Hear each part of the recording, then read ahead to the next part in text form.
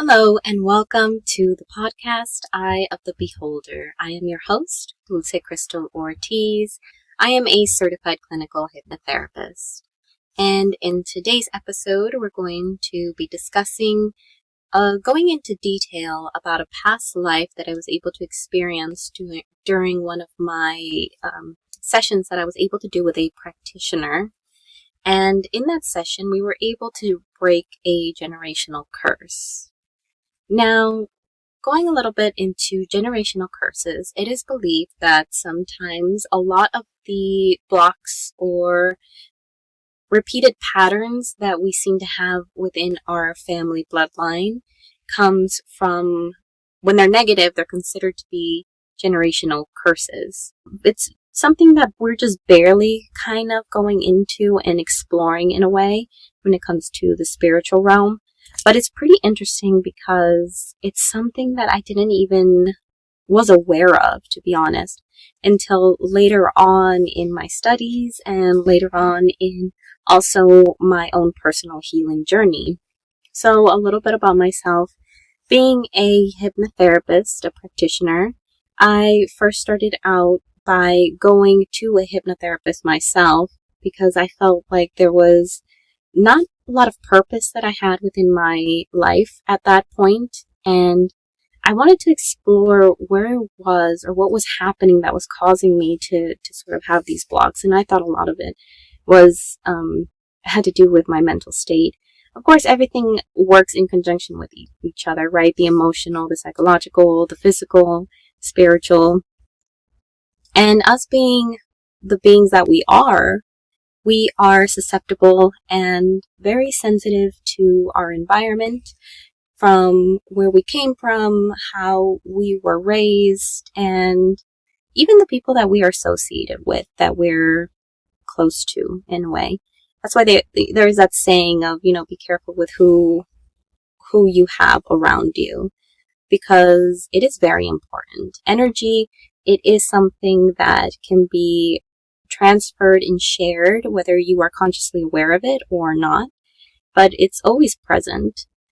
And if you are someone who feels like you are susceptible to others maybe draining you or making you feel depleted or tired, just being in their presence, then that could be a sort of a little bit of a flag just to let you know that your own energy is a little bit more susceptible to being taken advantage of in a way.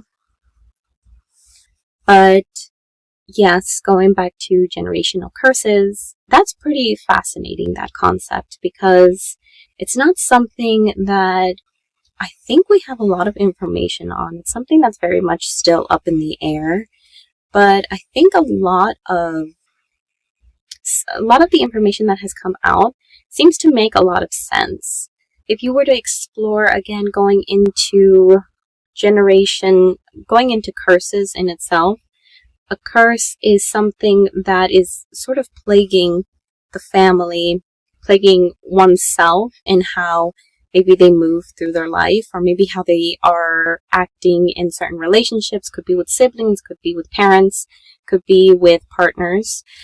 If we were to learn a little bit more about our past ancestors, where it is that we came from, and what kind of habits or maybe steps they took that we could sort of fathom a pattern out of, then maybe we could sort of deduce what some curses are in the bloodline and have been brought down.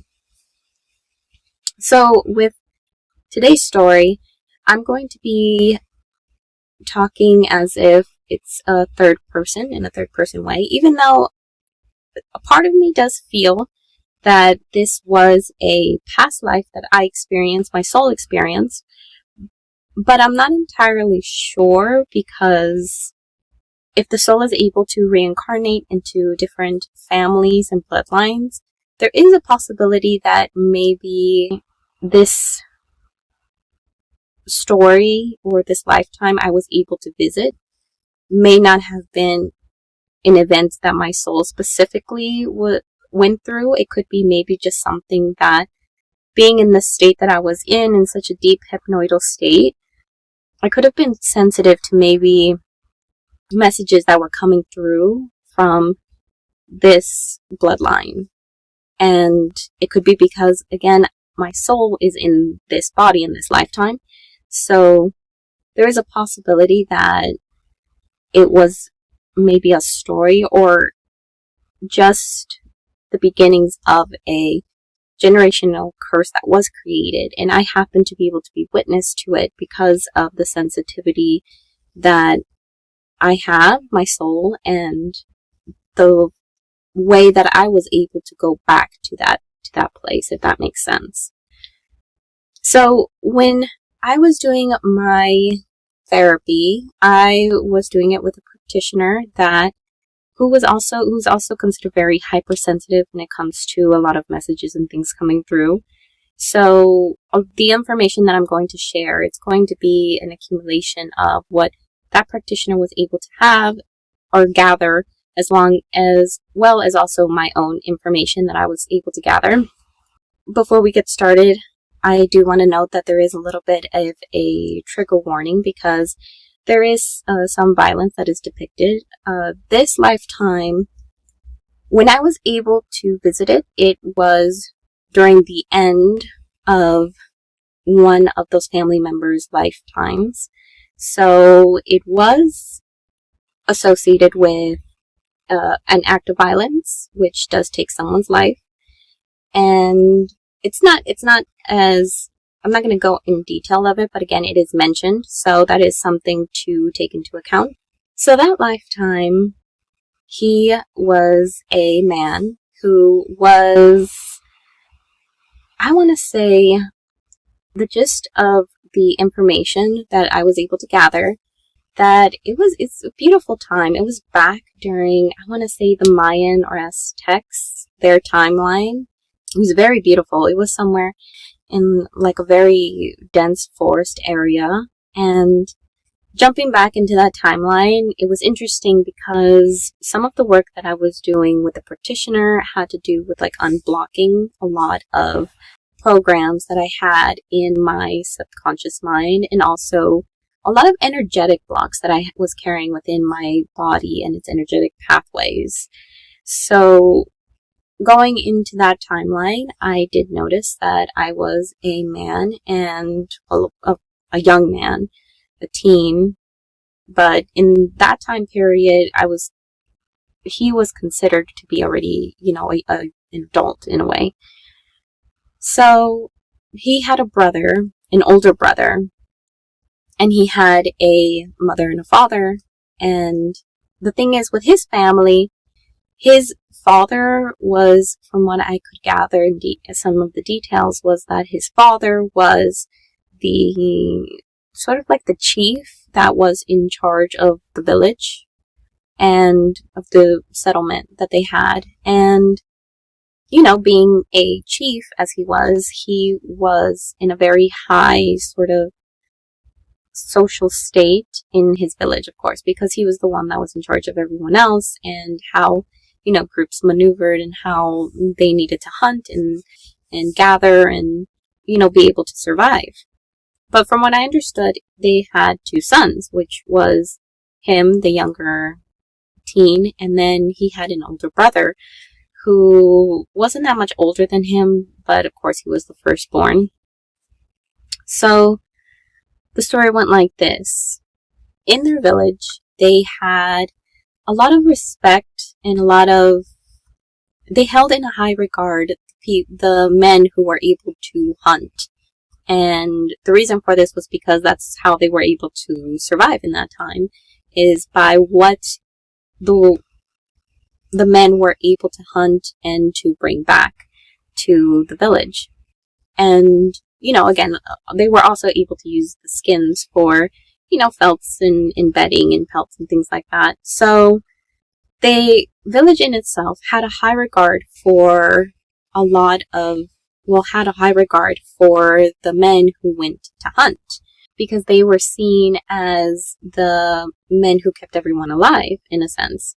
So when the sons of Chief came of age and they were able to go off and hunt, there was a little bit of a sort of competition between both of the siblings, because it turned out that the younger sibling was actually a lot more better, a lot more accurate in his hunting, and he was a lot more quick and efficient.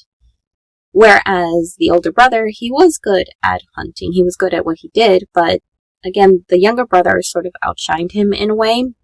And because the older brother was the one that would become sort of the village chief after his father were to pass, or I think it was like a rite of passage. I think after a certain age, it was that the village chief, he would still be alive, but he would no longer be in that sort of position of duty.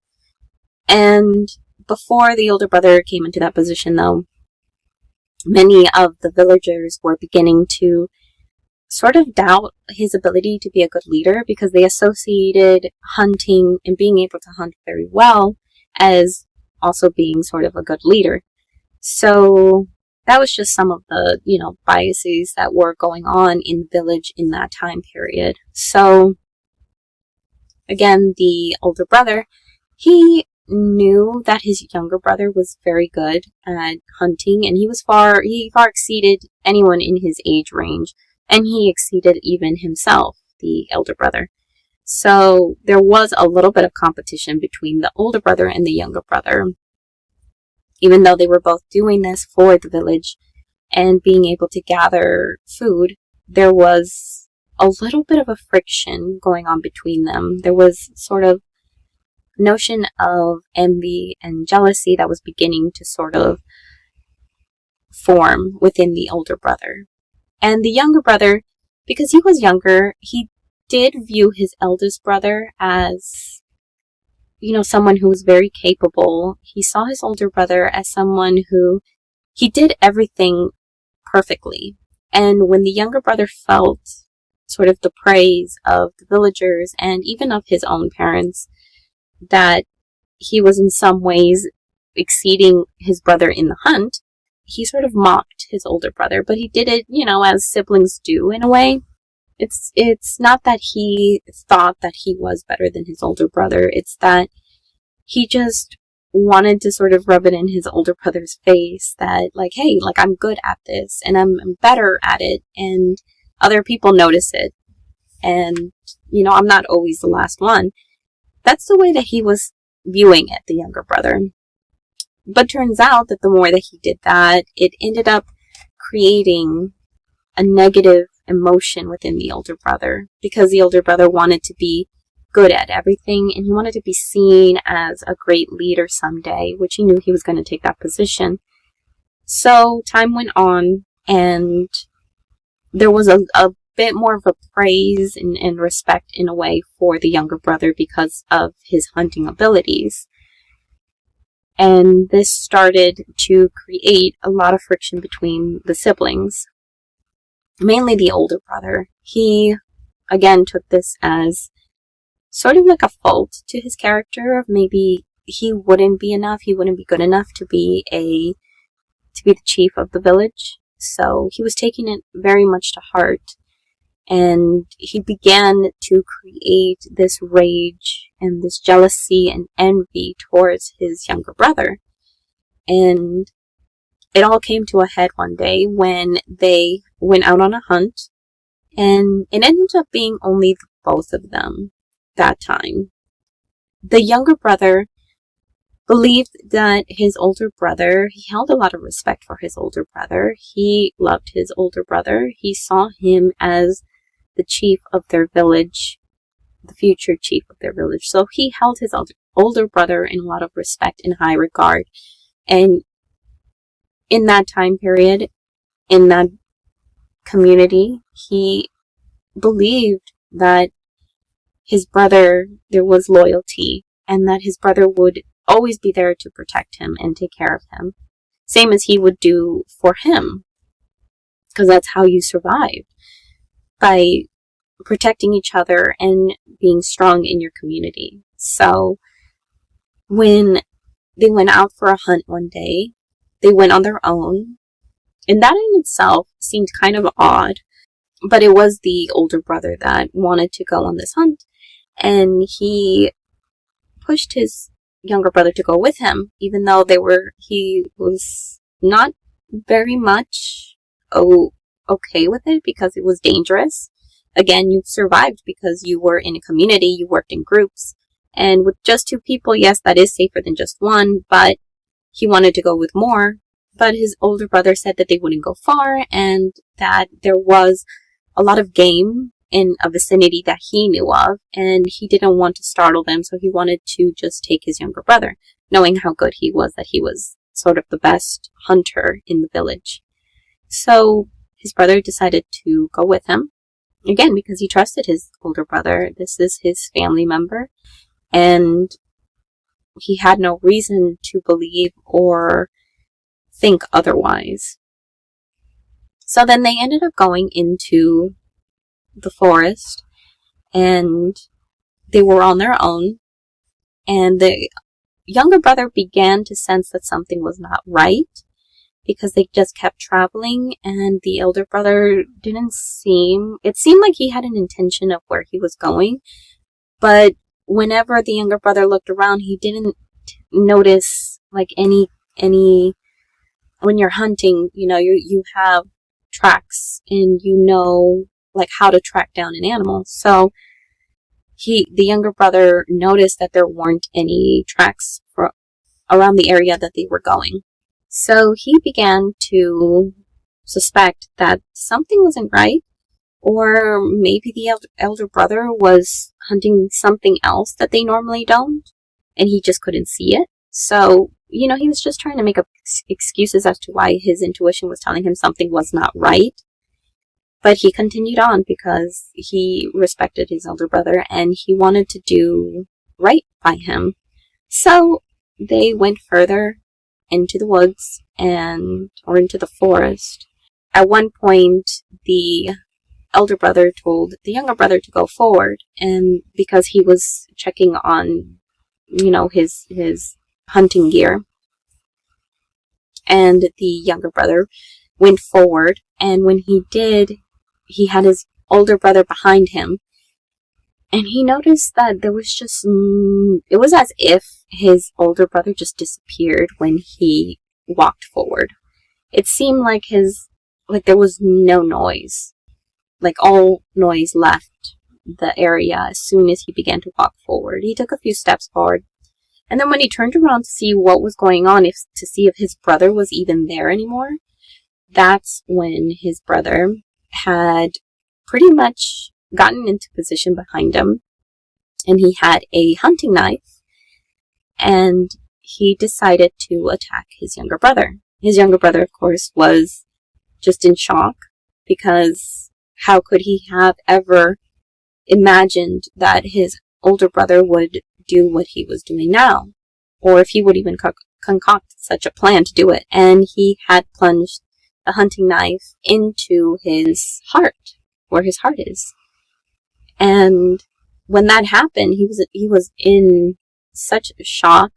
He felt so much pain, and it wasn't just the physical pain. Honestly, he didn't even feel the physical pain because he was in such a state of shock.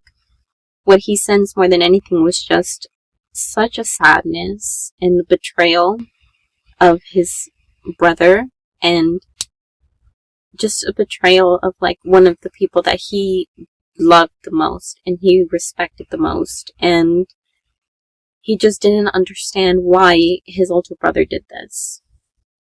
And when it happened, his older brother ran away. He just did that one act, and he couldn't stick around because he knew that he had done something terrible after it had happened. So he ran away back to the village, and his younger brother was left there on the forest floor, and he slowly lost his life. And the thing is, when it was happening, he felt such tremendous sadness for his brother, for himself, because he thought He at one point even blamed himself before he passed, because he thought, if I hadn't done what I did, like if I hadn't been better at hunting, if I would have just stayed quiet, then maybe he didn't feel like he had to do this, like he had to take this action. And it was something that was very tremendously sad. So when it was happening, I do remember just being there on the table, because it was a massage table that I was laying on while doing the session. And I was able to feel and sense all of those emotions come up. I was able to sort of push through all of these emotions of just sadness and betrayal and loss. And it was something that was so deeply ingrained in my heart center, which I never understood, like why. I always had this habit of going into like a very deep state of sadness, and I never understood why, because again, if you look at my previous life right now, looking at it through my perspective, is that I don't believe I have a reason to carry such sadness, because I do believe I have been very blessed in this lifetime, and I have been taken care of in a way that it's like I've been safe from a lot of situations and instances that many other people have not had the ability to be able to live. So again, looking at my life in this perspective, I do think that like I've had a good life, a very good life, very decent and very fortunate. Why would I be someone that's prone to such sadness all of a sudden? So again, because it's energy, and energy is not destroyed or created, it's only mutated, I believe that a lot of that sadness that I was carrying had to do with what was brought down from the bloodline. And I did notice that when that life happened, the moment it happened, the thing is you can always go back in a way. Like, through your subconscious mind, you can sort of rewrite history in a way to where the program that was installed before does not need to continue to create the same program over and over again. So even though it's something that may have happened or may have not happened, but the subconscious mind, if it were to visit that point and go back and visit it and be able to change the circumstance or change the ending in a way to where you don't have to pass away in that lifetime with those negative feelings, then you're able to shift and change the program. And the thing is, when it was happening, I didn't know that it was a generational curse. I didn't know that that would end up being a curse that is brought down from that timeline all the way down thousands of generations later. And I don't know, I guess this lifetime, this body, I was associated with that bloodline. So going back to the story, when the younger brother, he was left there to pass away on the forest floor, he had all of those emotions. And I remember just feeling such an intense grief to where I just broke down crying, because you visit a lot of these points or parts within yourself that it's something that brings a lot of emotion. So I do believe that whenever, you cry or you let it out in some way, you're releasing that energy, and it doesn't have to stay stuck. It doesn't have to stay. I went back to that timeline in those last moments. I remember feeling all of those intense emotions of sadness and betrayal and hurt. And the practitioner ended up guiding me to where I was able to sort of rewrite those last moments. So instead of being by himself, we were able to rewrite it to where the brother didn't run away. He stayed and he helped. And he sort of recognized what he did, and he asked forgiveness from his younger brother. And even though the younger brother still felt those emotions of hurt or pain or betrayal, because in that alternate version, his brother stayed with him and asked for forgiveness. In those last moments, he did forgive him, and that was able to sort of rewrite history in a way. It was able to change the curse that ended up forming when the elder brother betrayed the younger brother. So the curse that was created was that there was a lot of envy and jealousy that would be passed down the line after them. The elder brother went on to have his family, even though the younger brother passed away, but because he had harbored such emotion and because of the act of violence that he ended up fulfilling, the elder brother had children, and those children had children, and each generation carried a curse of how there was envy and jealousy that was associated with the bloodline. And this is the thing, envy and jealousy, it is very dangerous because it can lead a lot of people to commit a lot of very harsh acts, all because they are jealous, all because they're envious. And, you know, anyone that knows about religion, one of the deadly sins is envy. And it's for that reason, because there are a lot of acts that can happen because of that, because of envy, because of jealousy. And that family ended up carrying that generational curse. It formed itself into a curse, and it passed down through the line. And even if there were siblings that maybe didn't feel that for each other, they still carried the energy. So if it wasn't siblings that were envious or jealous of each other, then the family would have people around them that would carry that energy or sort of reflect that curse towards them. When we were able to rewrite an alternate version of that timeline, I remember just sort of coming back to the present moment and being able to realize that I was still laying down there on the massage table. And I noticed that, like, before my eyes were closed. And I noticed that I got a vision in a way. I got a vision of just all of the ancestors, all of the generations that came before me that had carried that curse and passed with that curse still going on. I saw them all in just rows after rows after rows, thousands of people again, that were sort of bowing in a way, kind of like how, you know, you bow in thankfulness, in gratitude. That's the vision I got. And it was a very profound vision when I had it at that moment, because that told me in that moment that they were saying thank you because they were now able to let go and to move on energetically. Their souls had finally been released in a way. They didn't have to continue to leave traces of themselves behind. Because it's believed when it comes to energy that whenever we go through some kind of really emotional, impactful state, sometimes we leave an energetic sort of footprint behind.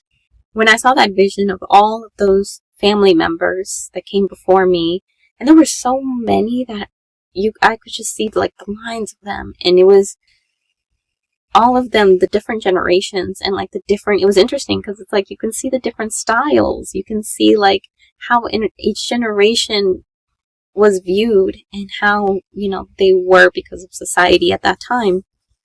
And it was beautiful because I was able to thank them as well. Whenever you do any kind of work like this, you have to always thank those that came before you, because they are always with us. They help us in a way energetically to guide us to do sort of better in this lifetime. Because anytime we do any kind of healing, it's not just for ourselves, but it's also for those that came before us. It will help those that will come after us. So I was able to see how their gratitude, such a long line of members that had stuck around even after their physical form had passed. They stuck around because they were waiting, in a way, for someone to be able to break this sort of chain link that happened and to allow them to be released and to continue on their journey. After everything, when I came out of that session, I did notice that there was a tremendous shift. There was a big difference, not only with myself, but also with family members, also with people that were very close to sort of the family in a way, like family friends and things like that, neighbors. I saw a lot of shifts in how they conducted themselves, in how they voiced certain statements. But when I went through that session, I wasn't even searching for it. That's the interesting thing. I wasn't going into these past lives, like actively searching it out. It was just something that ended up happening to help heal, again, myself and whatever it is that I needed to let go. I came out of that session. I noticed that there was a shift, and it's a gradual shift. Again, anytime you do any kind of healing, it's always gradual. It's always little by little baby steps. It doesn't just happen in an instant. But the more that you heal, the more that you're more consciously aware of these things that were happening within yourself and maybe within family members.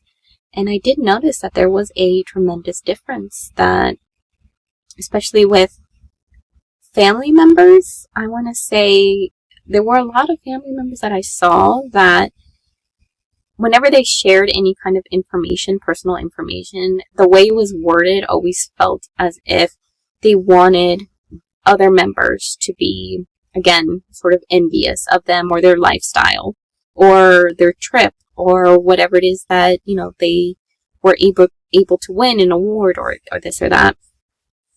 And it always seemed like there was some kind of form of competition all the time. And I didn't understand why that was until I finally went through that session. I was able to see why that was an energy that was carried out even through family members, like distant relatives. I was able to see. And with my immediate family, I noticed that there was a shift in how it was that I think we viewed each other as siblings. I want to say, who knows? Maybe it could be because of the way that my siblings started changing the way they saw me, was because of how I first changed the way that I interacted with them. Does that make sense? It's like it could be possible that maybe the healing that I had through that session allowed me to view and speak and interact with my siblings in a different manner that I didn't know I was doing. And then that in turn caused a shift in them. It could be that, or it could be that, again, they did feel energetically the shift that happened. And, who knows? Again, right? It's all up in the air when it comes to past lives and all that. It's something that is, I think that needs to be just, to be able to believe it or to sense its changes, it's like you have to live it.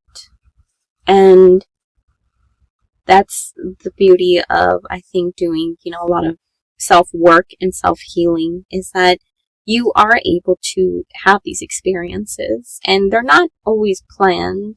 If I dare to say, it's probably going to be never planned, that it's just going to come up, and when it comes up, it's because your soul is ready to face it and to be able to process whatever it needs to process.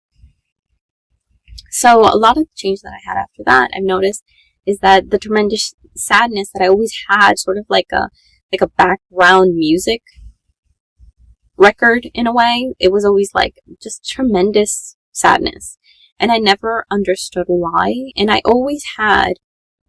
remember I did have a lot of the time, whenever I had a very serious face and I was just off, like in my head going somewhere, I would have a few people tell me, like, why do you look like you've never smiled your whole life? And it's like, do I look that way? Like, do I look that sad? And it's something that it's like, I didn't understand why, and I didn't think that it was something that was associated with me, because I'm not someone who really like wants to stay stuck to, the feeling of sadness in a way. I'm someone who tries to see the world in a better light. And I mean, I do admit that throughout my lifetime, it wasn't always that way, of course, because of changes and of age and experiences. But I've always tried to be someone who hangs on to what is good in a way. And it's like, but underneath that, I guess the current that I had was energetically of sadness. So that ended up changing and shifting completely. Did it totally go away? I want to say not fully, but again, my healing journey, it's been very strange. It hasn't only just been spiritual, it hasn't only been with hypnosis, but it's also has to do like the physical, like how is it that your body, the chemicals that are going on in your brain, how that also affects. So I do think it's a little bit of everything. But the main source of what did cause so much pain within myself and such a deep-seated sense of depression, that also lifted. I did notice. It's been tremendously different since then. I just never allowed a lot of people to know or to realize that, because I always thought that I had to, or felt like I didn't want to be a burden to others, so I would always keep it hidden. And I noticed that the healing that I was able to do, I had to bring that up, and I had to share that part of myself that I wasn't very proud of. But when I did, that's when I was able to find the healing. I was able to find a reason as to why I was the way I was.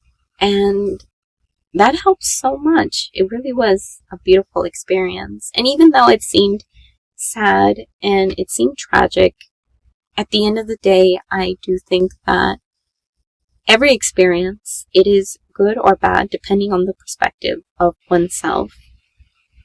We do not have to allow these experiences, these moments to take hold and to keep us in its chokehold in a way. We can choose to be different. We can choose to live life freely. But the thing is, we have to make that decision.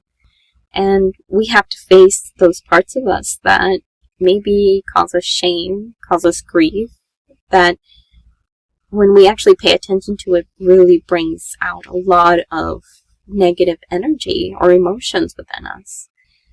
But I promise that the moments that you do allow yourself to feel those emotions that you've had blocked away or closed off, it's going to be just a moment of where you feel completely lost.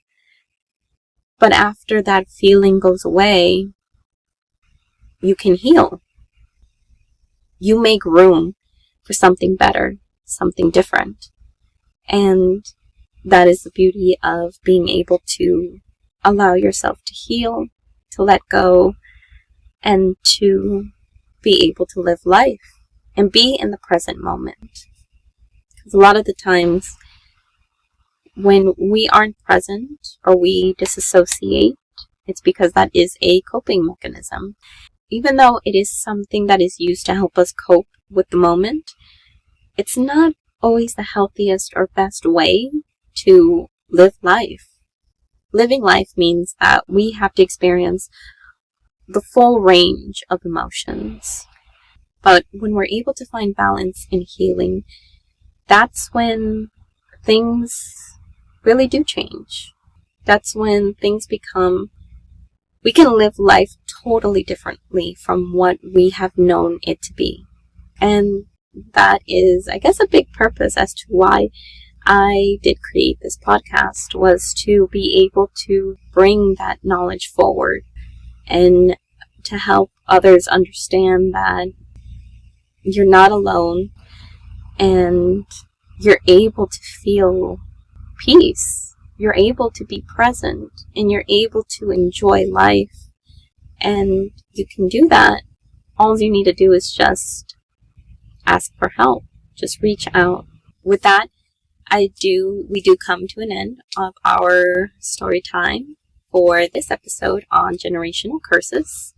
And before I go, I do want to note that if you want to become a member on Patreon, it's the tier that I have up now. It allows for us to be able to do a hypnotherapy group session each week.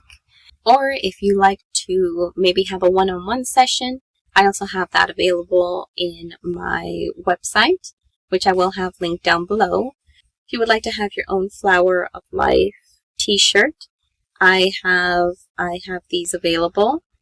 And this is associated with secret geometry, which is something you're going to be seeing in all of my videos, because I do believe that the sacred geometry, the shapes that it creates, it does help the mind, the subconscious mind, to be able to unlock certain parts of the mind and sort of remember, allow our consciousness to be able to remember where it is that we come from. So for now, I do have just this design available online. It's the Flower of Life. It comes in a gold metallic, and I have it in a white or a black shirt.